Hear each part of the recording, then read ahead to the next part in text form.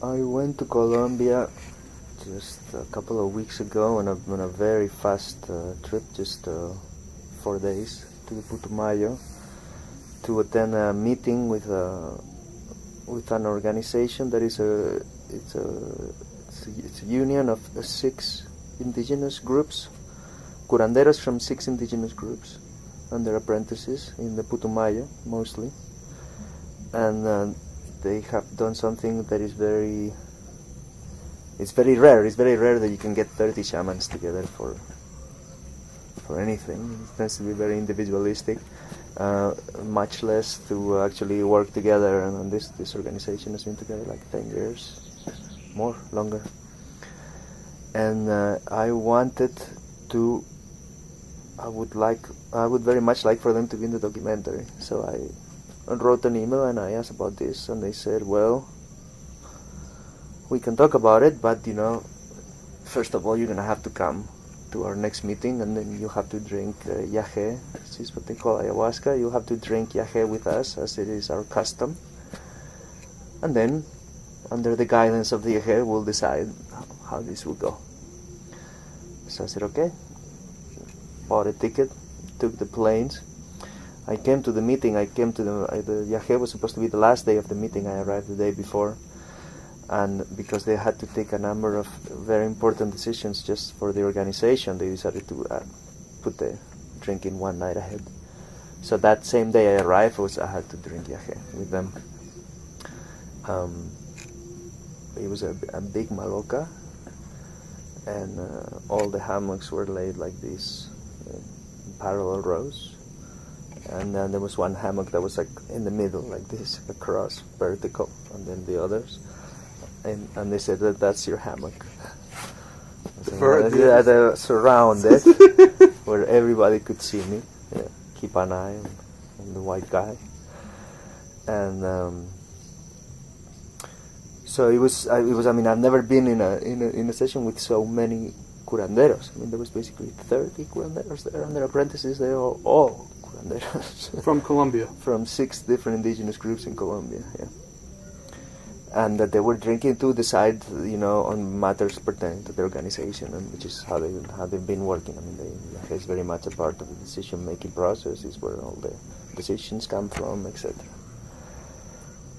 So they drank, and I didn't really know what to expect. They drank. Everybody went back to the hammocks, and then everybody fell quiet, and then it stayed quiet for like 2 hours, which was actually really gets hard. I mean, you want somebody to sing, somebody to, and there's just silence for 2 hours. You're alone with and everybody can hear you like do any sound, especially when you're in the middle. So anything specifically going through your mind at that time? Ayahuasca does, my own issues, my own problems, things that I was working through. All of this came. And then I was thinking about many things, so there was a fair amount of on my part, and then until I realized everybody could hear me do this, and they could tell that I was having a not so easy time. So then I was like quiet, but I mean I couldn't. It felt like nothing was.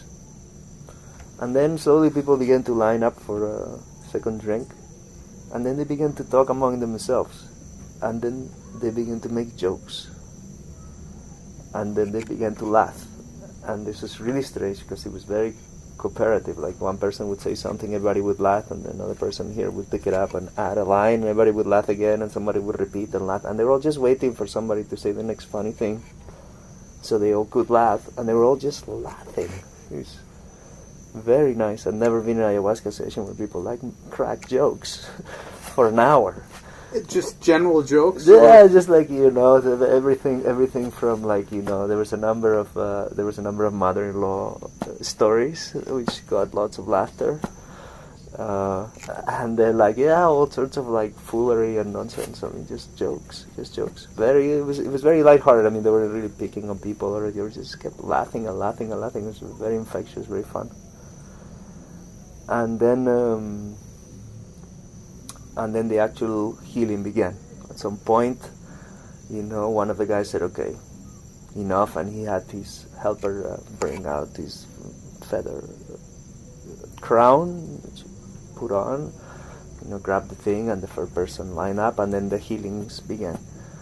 But there were guys from 6 different groups, and they were all healing at the same time. So at any given point, there was like 6 people singing at the same time, different songs, 2 harmonicas playing different songs, and people talking. So it was like the room was just full of, it was very.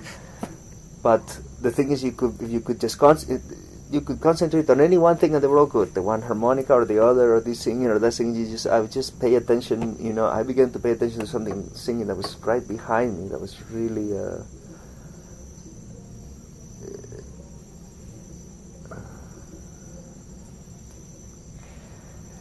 You could really hear that guy was improvising, and he was very much bringing out what he was going through. I mean, you could actually hearing him, you knew what was happening. I don't know how to explain it. It was very.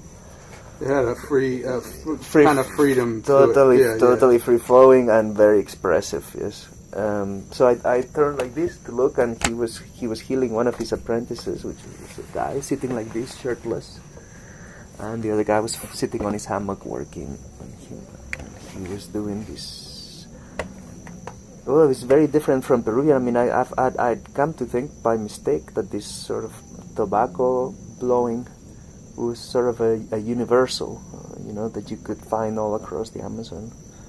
But I was completely wrong. It seems like it's a Peruvian phenomenon, and that's it. Well, certainly in the Quitos area, and all the way up here, you can see that. Mm-hmm. But not in Colombia. They smoke cigarettes. But they don't.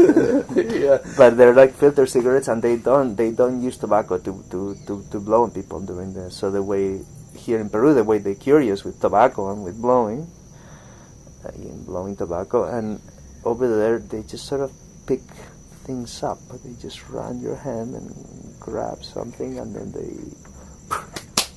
or they sometimes. In this case, this guy, because he was working with an apprentice of his, he was sort of swallowing it. He was sort of like running his hand through the back, and then you could see he was and like sit still for a second, just trying to decide whether he had actually processed that or not. He just go, and then like, okay, and continue. It was, and again, when there's this guy in full regalia with the feathers, the jaguar teeth necklace. Right. All men? It was all men. The women were kept separate in a different section of the maloca in the back. It was very beautiful. I mean, it was very beautiful to watch, just to watch what he was doing, just to watch one person doing this thing to another person, to watch a person. So and there was something very gentle in the way he was picking things up, and very nice, and I began to get really jealous. So when he was done, I sat next to him, and I said, well, I don't know what the protocol is like over here. I don't know if this is maybe I'm overstepping my boundaries. I don't know if I can ask this question, but if that's okay with you, I would like to maybe get some of that, please, because it looks good. I was looking at you, and it looked so good, and I thought like maybe.